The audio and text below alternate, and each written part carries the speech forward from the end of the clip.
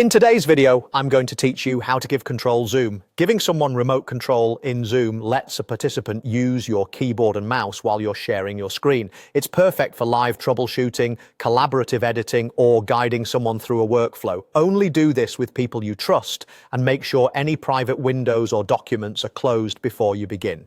First, open the Zoom app and start a meeting.